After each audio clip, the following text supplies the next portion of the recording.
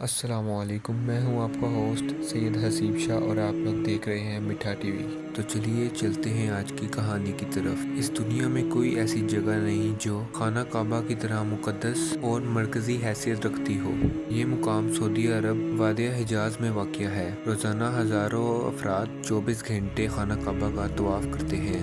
خانہ کعبہ کی مقدس تصویر لاکھوں گھروں کی زینت ہے اور کروڑوں مسلمان اس کو اپنا قبلہ تسلیم کرتے ہوئے اس کی جانب رخ کر کے 5 وقت کی نماز ادا کرتے ہیں۔ خانہ کعبہ موکب یعنی کیوب کی شکل میں تعمیر ہونے کے ساتھ ساتھ تاریخ کے آئینہ میں ایک خاص مقام کا حامل بھی ہے۔ یہاں ہم خانہ کعبہ کے متعلق چند ایسے حقائق پیش کریں گے جن سے بہت کم لوگ واقف ہیں۔ نمبر 1، خانہ کعبہ کئی بار تعمیر ہو چکا ہے۔ خانہ کعبہ کئی مرتبہ تعمیر ہو چکا ہے۔ دوستو، خانہ کعبہ جس طرح ہمیں آج نظر آتا ہے یہ ویسا نہیں ہے جیسا جو حضرت ابراہیم علیہ السلام اور حضرت عیسیٰ علیہ السلام اور حضرت اسماعیل علیہ السلام کے دور میں تعمیر ہوا تھا۔ قدرتی آفات اور حادثات کی وجہ سے اس کو دوبارہ تعمیر کرنے کی ضرورت پڑتی رہی ہے۔ بے شک ہم سب جانتے ہیں کہ خانہ کعبہ کی دوبارہ تعمیر کا بہت بڑا حصہ نبی کریم صلی اللہ علیہ وآلہ وسلم کی زندگی میں نبوت ملنے سے ممکن ہو چکا تھا۔ یہ وہ وقت تھا جب نبی کریم صلی اللہ علیہ وآلہ وسلم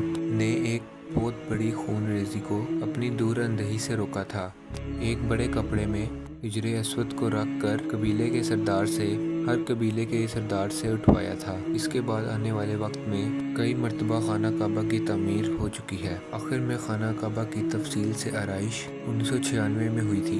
اس کے نتیجے میں بہت سارے پتھروں کو ہٹا دیا گیا تھا اور بنیاد کو مضبوط کر کے نئی چھت ڈالی گئی تھی۔ یہ اب تک کی آخری بڑی تعمیر ہے اور اب خانہ کعبہ کی عمارت کو پہلے سے کئی زیادہ محفوظ تصور کیا جاتا ہے۔ نمبر 2، خانہ کعبہ کے 2 دروازے اور ایک کھڑکی ہوا کرتی تھی۔ دوستو، دوبارہ تعمیر کیے جانے سے خانہ کعبہ کا ایک دروازہ اندر داخل ہونے کے لیے اور ایک باہر جانے کے لیے استعمال ہوتا تھا۔ ایک زمانے میں خانہ کعبہ میں ایک کھڑکی ہوا کرتی تھی۔ خانہ کعبہ کی جو شکل آج موجود ہے اس میں صرف دروازہ موجود ہے لیکن کھڑکی اب ختم ہو چکی ہے۔ نمبر 3، خانہ کعبہ کے مختلف رنگ۔ ہم لوگوں نے ہمیشہ خانہ کعبہ کو کالے رنگ کی کسوہ اور سونے کے دھاگوں میں دیکھنے کی ایسی عادت ہو چکی ہے کہ ہم اس کو کسی اور رنگ میں تصور بھی نہیں کر سکتے۔ یہ روایت عباسد، جن کے گھر کا رنگ کالا تھا، کے دور سے چلی آ رہی ہے۔ لیکن کبھی خانہ کعبہ مختلف رنگ سے ڈھکا رہتا تھا کے غلاف سے ڈھکا رہتا تھا۔ ان رنگوں میں ہرا، لال اور سفید رنگ شامل ہے۔ نمبر 4، خانہ کعبہ کی چابیاں ایک خاندان کی تعویل میں ہیں۔ فتح مکہ کے وقت نبی کریم صلی اللہ علیہ وآلہ وسلم کو خانہ کعبہ کی چابیاں دی گئی تھیں، لیکن بجائے اس کے کہ آپ صلی اللہ علیہ وآلہ وسلم چابیاں اپنے پاس رکھتے، آپ صلی اللہ علیہ وآلہ وسلم نے یہ چابیاں بنی شیبہ خاندان کے عثمان بن طلحہ کو واپس کر دی۔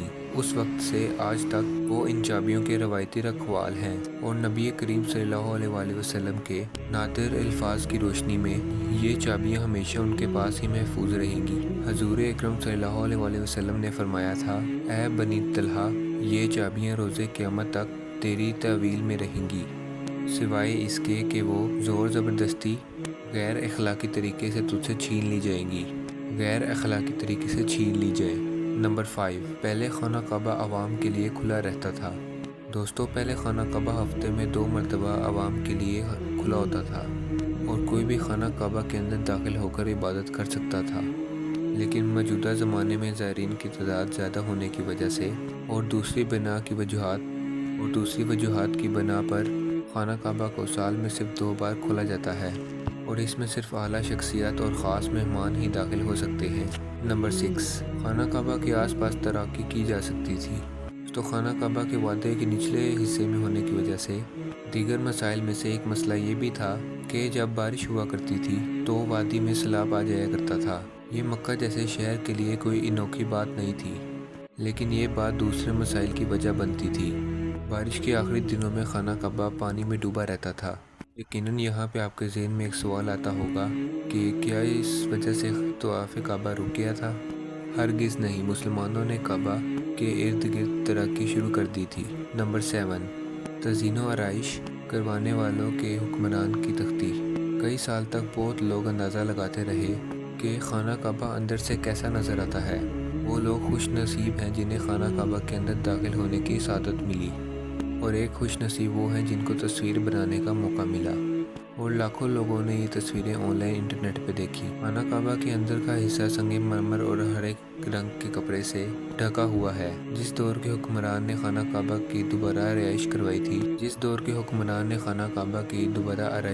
थी, इसने खाना काबा के अंदर अपने नाम की तख्ती भी लगवाई। खाना काबा की तादाद 2 है। दोस्तों, खाना काबा के बिल्कुल ऊपर जन्नत में एक और खाना काबा मौजूद है। इसका जिक्र कुरान पाक में भी आता है, और नबी पाक सल्लल्लाहु अलैहि वसल्लम ने भी इस बात की निशानदही की है। अल्लाह के नबी सल्लल्लाहु अलैहि वसल्लम ने मेराज का वाक़या सुनाते हुए फरमाया, जब मुझे बैतुल मामूर दिखाया गया तो मैंने हज़रत जिब्राईल अलैहिस्सलाम से पूछा।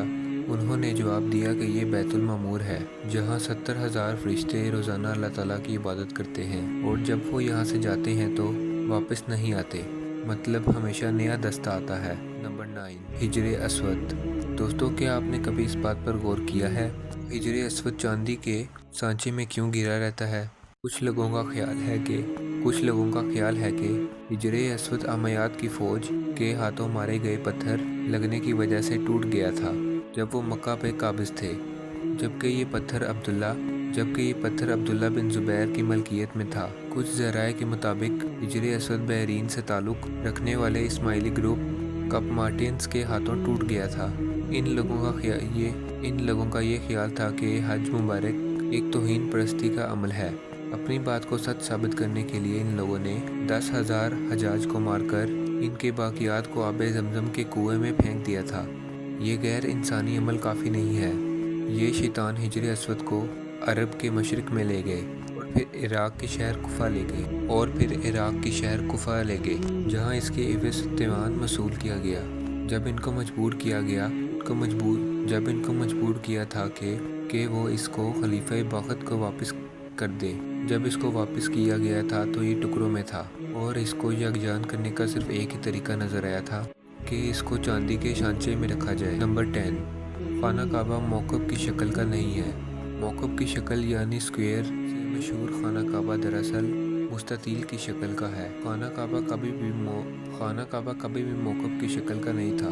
इसके असल ज़ाविये के मुताबिक ये एक आधा गोल हिस्सा है जिसको हिजरे इस्माइल कहा जाता है। नबी करीम सल्लल्लाहु अलैहि वसल्लम को नबूवत मिलने से पहले जब खाना काबा की दोबारा तामील हुई थी तो तब कुरैश ने इस बात की हामी भरी थी कि वो हलाल कमाई से ही इसकी तामील मुकम्मल करेंगे।